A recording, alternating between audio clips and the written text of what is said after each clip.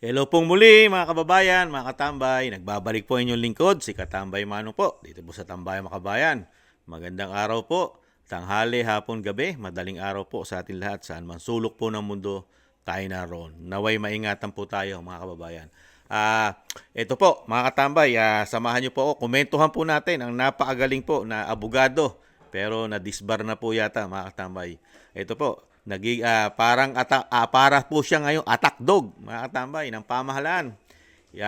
Wala pong iba kung hindi si dating abogado o attorney Larry Gadon, mga katambay. Isa po siyang secretary po sa pamahalaan, mga katambay. Inatake na rin po.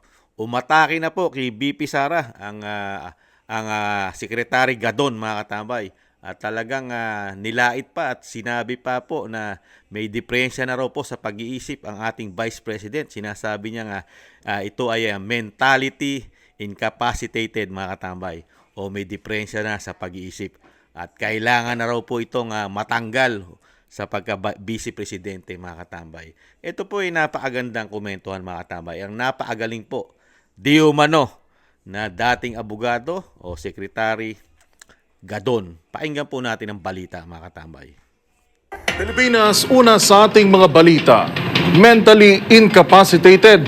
Ganito inilarawan ni Presidential Advisor for Poverty Alleviation na si Larry Gadon, si Vice President Sara Duterte matapos ang kontrobersyal nitong pagbabanta sa buhay ng first couple at ng House Speaker.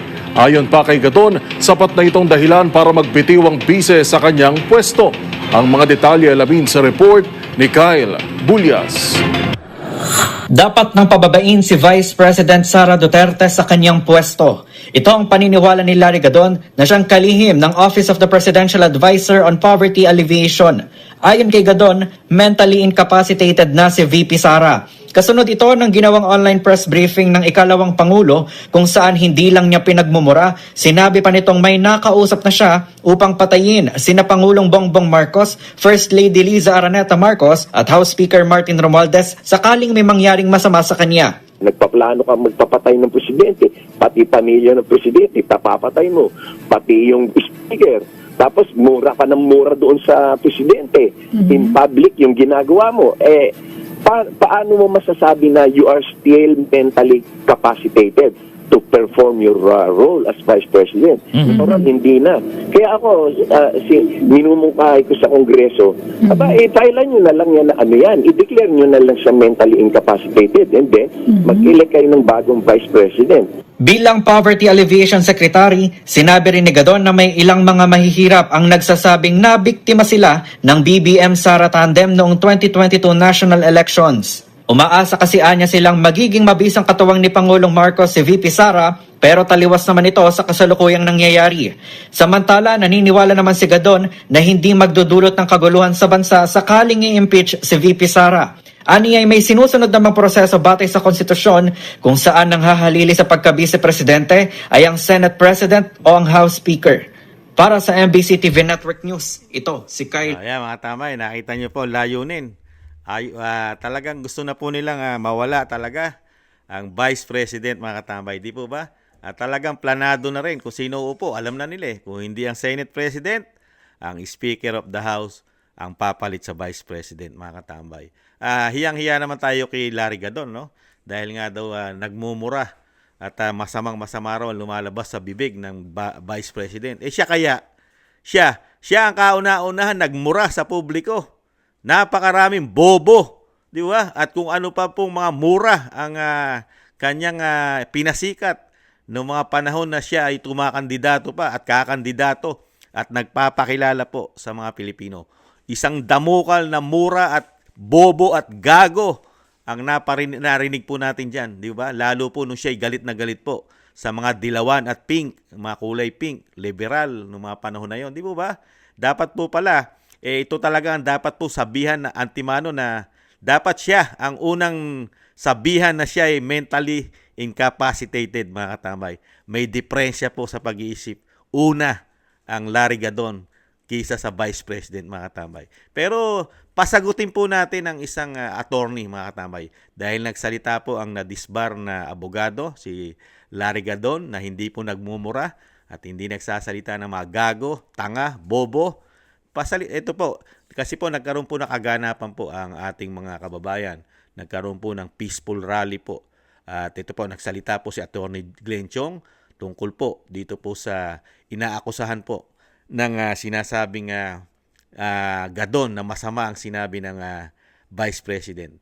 Pakinggan naman po natin ang sinabi ni Attorney Glenn Chong about sa sinasabi po ni Attorney o Secretary Gadon. Ito po mga katambay. Pakinggan po natin. Hindi po ito marites, hindi po ito opinion, at hindi po ito teorya. Ito ay totoong nangyayari. Sabi ni Marcos doon sa statement niya, reaction niya doon sa sinabi ni Inday Sara, na, di ba sabi niya may kinausap siyang tao, na kapag pinatay siya, iyariin mo itong tatlo.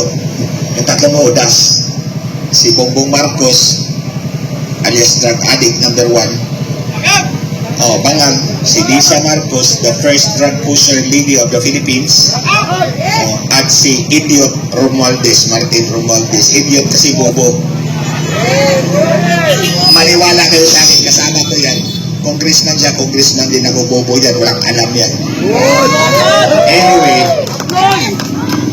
Tingnan mo, Larry Gadon, Secretary Gadon. Ano sabi ni Attorney Glenn Chong? Bobo pala at idiot ang speaker. Tapos number 1 pusher ang First Lady daw. At number 1 addict daw ang Presidente, Mr. Larry Gadon. Ayon na po yan kay Attorney Glenn Chong. Attorney! balik muna tayo dito sa kay Inday Sara, yung sinabi niya. Para sa akin, hindi po yun threat kay Marcos. Kasi sinabi naman niya, kapag may nangyari sa kanya, di po ba? Conditionally. Natandaan ko po, nung pinatay po ng mga pulis yung personal aid ko na si Richard Santillan, habang naglalamay po ako sa kanya sa gabi, sa araw, umiikot po ako dito sa Metro Manila, sa mga radio station, TV station. Attorney Gadon, nakita mo, attorney nagsabi, hindi threat at hindi masama ang sinabi ni Inday Sara. Hindi threat yon sa buhay ng Pangulong Marcos kasi yung sinabi daw po na BP ay yun ay kung mamamatay na siya, kung siya ay mawawala na sa mundo. Nagbilin siya, nagbilin. Kung hindi po siya mamamatay, wala pong bilin. Attorney Gadon. Kasi doon nyo po pinupuntos na may diferensya ang Vice President. Nakita nyo po, ang sumagot din po sa mga question nyo dahil may pagbabanta sa buhay ng Vice President, ng First Lady at sa Speaker. Sumagot na rin sa inyo si Attorney Glenn Chong, di ba? So, nagpapa-interview po ako. At tinatanong po ako palagi, hindi ka ba natatakot sa buhay mo? Ito palagi ang sagot ko sa radio, sa TV interview. Hindi po ako hihiga ng kabao hanggat hindi ko sila bitbit. So ito yung sabi ko hindi ako hihiga ng kabao hanggat hindi ko sila bitbit. Ibig sabihin, kapag may nangyari sa akin, patay din sila. Ito po mga general po ng PNP, mga kernel ng PNP na kalaban ko noong panahon na yun. So, ang ibig kong sabihin, ang sinabi ni Inday Sara, sinabi ko na yan noong 2018. Na hindi ako hihiga ng kabao hanggat hindi ko bitbit yung mga PNP generals at kernel na may kinalaman doon sa pagpatay ng personal aid ko. Yan, malinaw na malinaw. Sinabi ni Attorney Glenn Chong, Secretary Gadon. Sinabi na pala niya yan. Matagal na, 2018 pa, na hindi siya ihiga ng kabaong hanggat hindi niya rin bitbit ang mga pinagbibintangan po na mga matataas din po mga kapulisan, kernel o sinasabing mga mitungkulin po sa ating bansa, mga kapulisan, mga tambay. Di po ba? Kaya yung sinasabi ni Attorney Glenn Chong, hindi po ito isang rason na sinasabi naman ni Secretary Gadon na talagang ang Vice President daw ay may diferensya na pag-iisip. Di ba? Kasi mismong si Attorney Glenn Chong nakaranas din ng mga pagbabanta sa kanyang buhay at syempre namatay yung kanyang security, yung kanyang driver security, di po ba? Pinatay. At ang pinaghihinalaan po ng Attorney Glenn Chong doon ay kagagawan po ito ng mga may katungkulan po sa ating gobyerno. Di po ba? Kaya dito po sa sinasabi po ni Secretary Gadon, talagang bilib na bilib tayo kay Secretary Gadon na siya pa magsasabi na mentally incapacitated ang Vice President. Ikumpara mo naman sa kanya, mga tambay. Ano ba ang napatunayan ni Attorney Gadon? Maliban po sa sobra yatang sip-sip, di umano. At sobrang sip-sip po, di umano, di ba? At wala po nakikitang katiwalian ang Larry Gadon, mga katambay. At hindi rin niya po nakikita, lagi po siyang kasama. At nakikita niya po madalas ang mag-asawa po at ang speaker na sinasabi ni Glenn Chong na number 1 daw po drug addict ang presidente. At number 1 daw po drug pusher ang First Lady ayon kay Atty. Glenn Chong. At napaka-bobo raw at idiot, di umano, ayon kay Atty. Glenn Chong at ang sinasabing speaker po na napakarami pong anomalya, napakarami pong korupsyon na ginagawa sa gobyerno ayon kay Glenn Chong at kay Vice President Sara Duterte. Mga katambay, kaya dito po sa ginagawa po ni Attorney Larry Gadon, napapahamak po lalo ang kanyang pinoprotektahang amo, ang kanyang pinaglilingkuran dahil nakikita po ng taong bayan at mismo ang taong bayan ay hindi na naniniwala sa gobyerno ng bagong Pilipinas. Lalo po pagka-issue na ng droga ang pinag-uusapan, hindi na po naniniwala ang taong bayan na ang Pangulo ay hindi drug addict. Dahil iniintay ng taong bayan araw-araw ang Pangulo at ang First Lady at ang lahat ng nasa Malacanang ay magpa-drug test. Dahil ang mga Pilipino ngayon, mas naniniwala na po na ang Pangulo, ang First Lady at ang lahat halos di umano nakapaligid dito mga kaibigan ay gumagamit daw ng droga, mga katambay. Dahil napakarami na po na nagpapatotoo. Di po ba? Isa na po rito si Cathy Binag, mga katambay. Si Cathy Binag. Isa na po. At ngayon, sinusundan na po nila Jonathan Morales, si Atty. Glenn Chong, ang dating Pangulo ng bansa, ang dating Pangulong Duterte, sinasabi na po na meron daw pong Pangulo na pinagtitiis, hanggang kailan magtitiis o pinagtsatsagaan ng kapulisan at kasundaluhan na meron daw presidenteng drug addict. Di ba?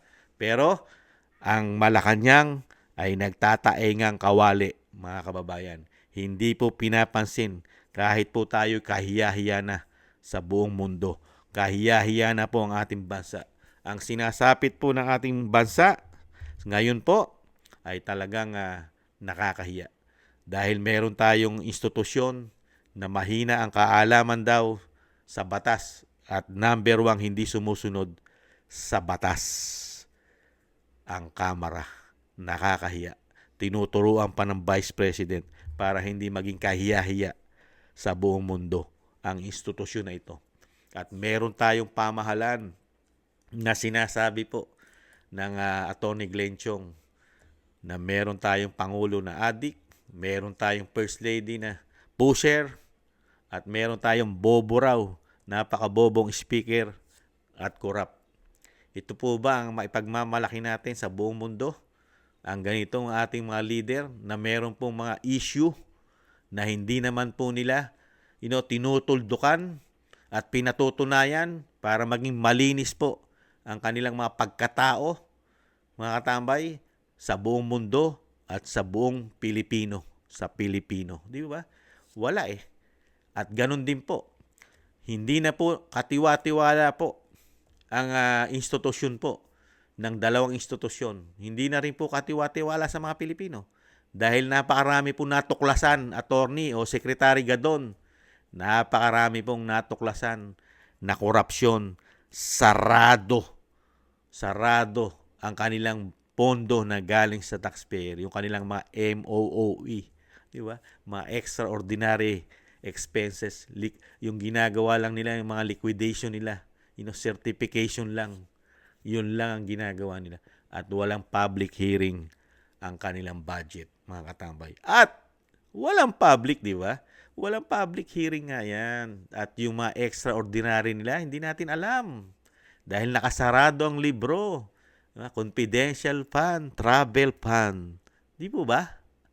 Kaya nga po dito, yung sinasabi ni Secretary Gadon, ay siya po ang nagiging bobo sa mga pagkakataon nito. At mukhang siya ang meron depresya po yata, mga tambay. Siya po ang may tuturing na meron pong taglay-taglay na mentality incapacitated, mga katambay, ang Secretary Gadon. Hiyang-hiya po tayo rito, mga katambay.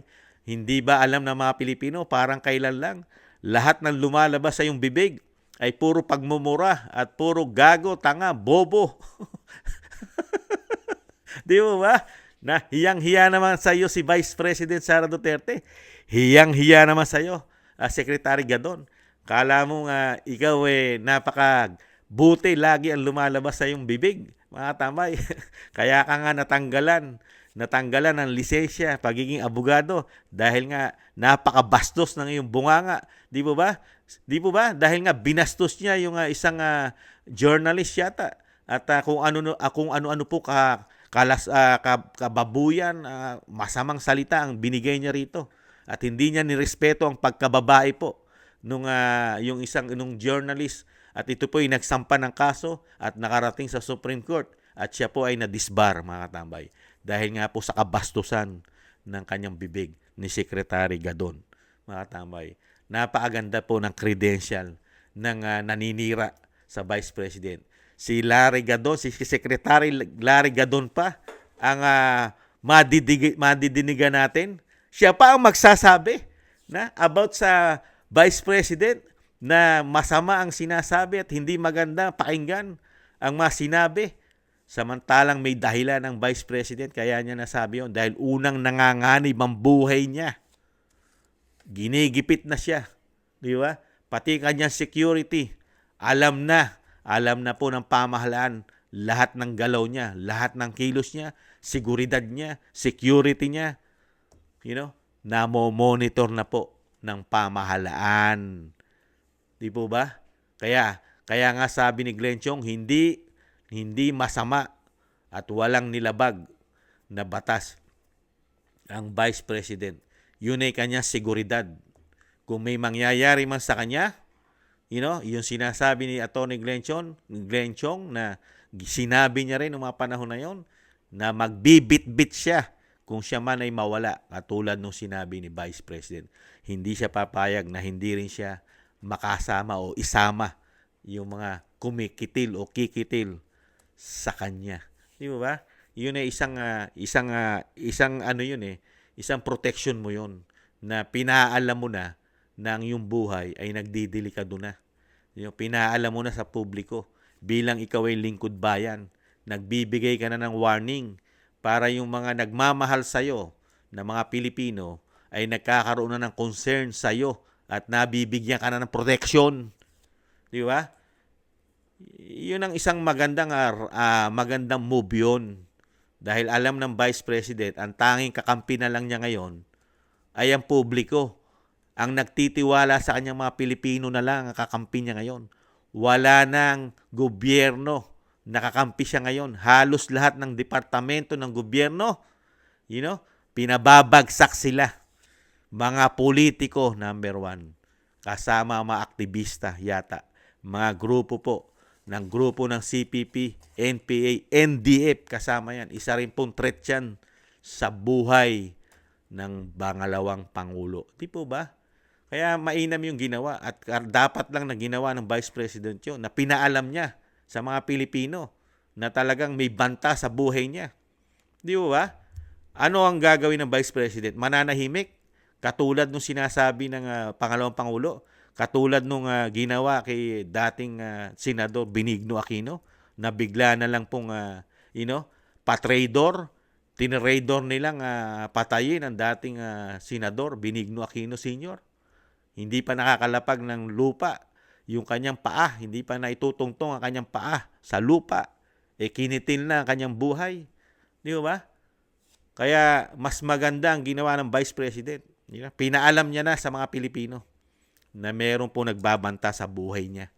Pero saan po dinadala ng ating pamahalaan?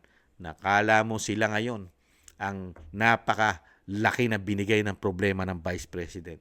Samantalang lahat ng secured ang Pangulo ay sobra-sobra, isang damukal na mga nagbabantay rito. Isang damukal. Nasa kanya ang puwersa ng kasundaluhan, kapulisan. Di ba? Meron pa siyang PSG, di ba? Napakarami niya pong pwedeng magbantay para sa kanyang seguridad. Samantalang sa Vice President, siya pa ang may control. Control pa ng pamahalaan na kung sino ang commander-in-chief. Kaya dito sa sinasabi ni Larry Gadon, alam mo na po ang motibo nila. Ano ang motibo nila? Talagang sibakin. Dahil mismo po, kay Secretary Gadon lumabas na ang talagang intensyon ng pamahalaan ay maagang matanggal sa pagiging Vice President si BP Sara, mga tamay. Maaga nilang tanggalin para wala na pong tinik sa mga plano nila, sa mga gusto nilang gawin, mga pagnanasa nila sa gobyerno. Magagawa na nila lahat dahil wala na po ang nag-iisa pong oposisyon ngayon na lumalabas sa ating bansa. Lumalaban po para sa korupsyon at para sa tama ang Vice President at ang pamilya Duterte. Diba? Wala na eh. Wala na pong aasahan ng mga Pilipino sa mga politiko natin ngayon. Dahil nahayag na po ngayon eh. Nagkampi-kampi na po dahil po yata sa pera. Nagkampi-kampi na po ngayon. Ang mga institusyon, di ba? Ang gobyerno. Nakita niyo po, halos lahat. Wala na pong oposisyon ngayon. Tanging ang Vice President na lang po ang nagsasaysay ng malalaking korupsyon sa ating gobyerno. Sa Senado, sa Kongreso, wala tayong maririnig. Sa balita, parang hangin lang nagdaan sa iyong tenga. Pagkatapos wala na, mga katambay. Ibang klase po ang ating pong panahon. Lalo po nang mapasok po ang bagong Pilipinas, mga katambay. Kaya dito sa ginagawa po nila, talagang basang-basa mo na po ang kanilang mga bulok na style. Bulok eh.